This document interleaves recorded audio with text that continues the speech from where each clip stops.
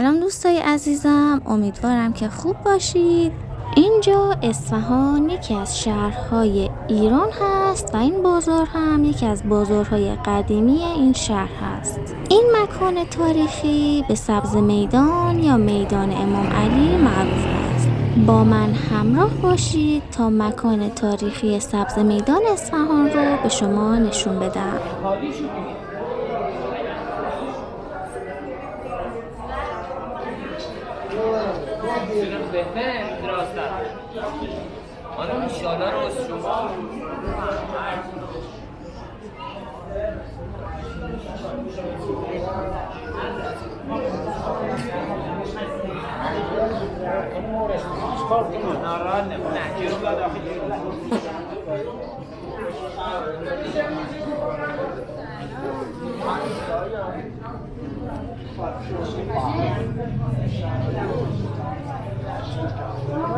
برای دیدن ویدیوهای بیشتر لطفاً کانال رو سابسکرایب کنید.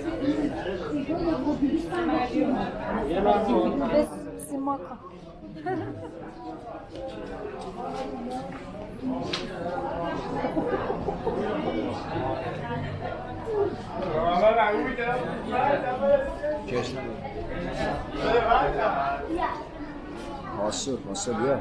Ha? Ya.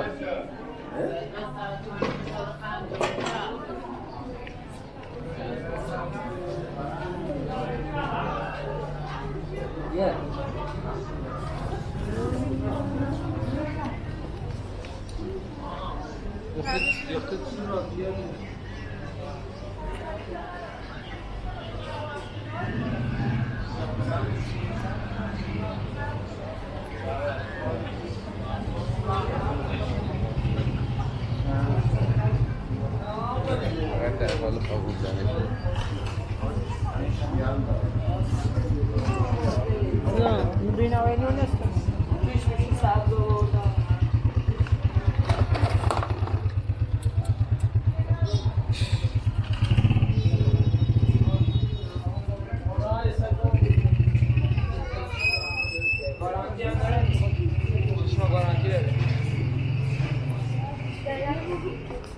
Sandalye.